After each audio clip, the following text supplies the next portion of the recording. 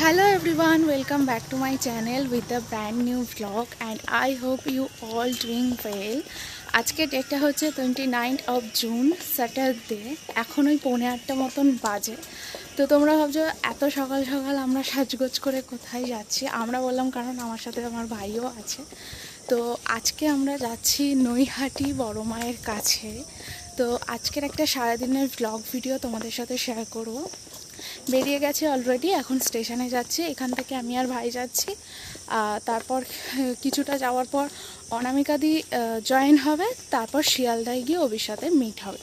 শ্রেষ্ঠা যাওয়ার কথা ছিল, কিন্তু আনফর্চুনেটলি কালকে রাত থেকে ওর খুব শরীর খারাপ হয়, তো তাই জন্য ও যেতে পারছে না। আমরা এই কজনই যাচ্ছি। আমি আর রবি বহুবার প্ল্যান করেছিলাম মায়ের কাছে যাব, কিন্তু হয়তো মা আমাদেরকে সেই সময় ডাকছিল না, তাই প্ল্যান করেও ক্যান্সেল হচ্ছিল। ফাইনালি আজকে আমরা যেতে পারছি সুস্থভাবে।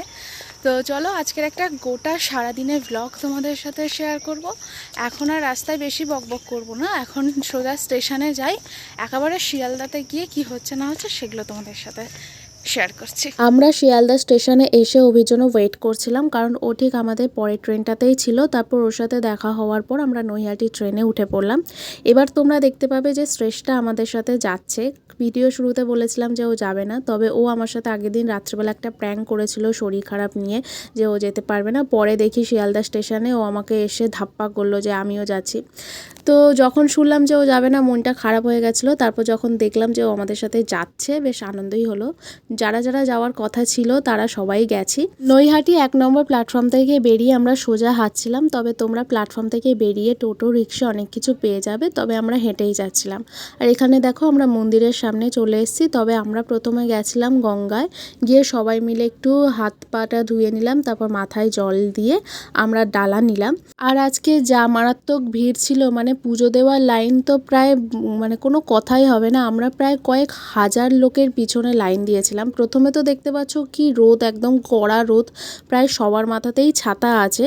তারপর যে কি বৃষ্টি আসে, যাই হোক তোমাদের সাথে শেয়ার করি। এই যে ডালাটা দেখতে পাচ্ছ, এটা 51 টাকার ডালা, আর আগের ডালাটা ছিল 101 টাকার ডালা।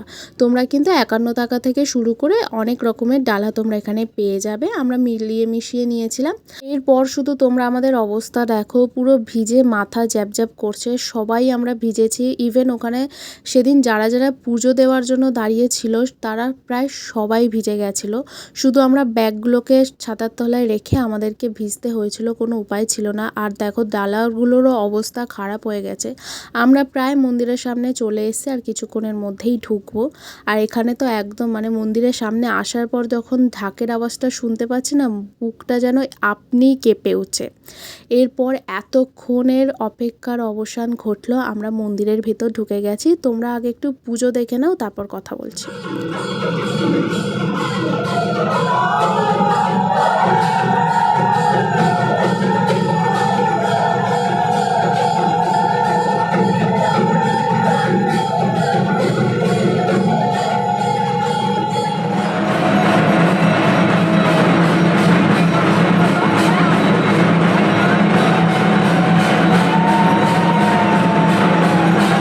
পুজো দেওয়ার পর আমরা এরকম একটা ফ্রেমের দোকানে দাঁড়াই, কারণ অভি ওর দোকানের জন্য একটা ফ্রেম নিয়েছে মায়ের। কোনটা নিয়েছি সেটা বাড়িতে গিয়ে তোমাদের সাথে শেয়ার করেছি। তোমরা এখানে এরকম প্রচুর দোকান পেয়ে যাবে মায়ের ফ্রেম শুদ্ধ ছবি।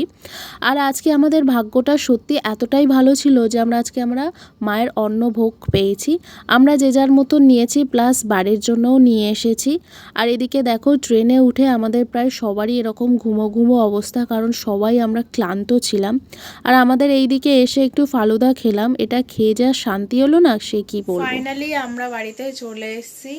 এখন ওই 15টা মতন বাজে। এতটা লেট হলো কারণ আমরা যে বড় মাছ ছবিটা নৈহাটি থেকে কিনেছিলাম, সেটা আমাদের এদিকে ট্রেনে এত ভিড় ছিল, এতটাই পরিমাণে ভিড় ছিল যে কাঁচটা ভেঙে যায়, যার কারণে আমরা আবার আমাদের এই দিকে এসে আবার ঠিক করাতে হয়েছে। তো ওই জন্য টাইমটা লেগেছিল।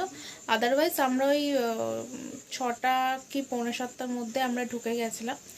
যাই হোক, এখন আগে একটু ফ্রেশ হয়ে আসি, কারণ প্রথম দিক থেকে তো রোদ ছিল, তারপর বৃষ্টি, সারাদিন বৃষ্টিতে ভেজা।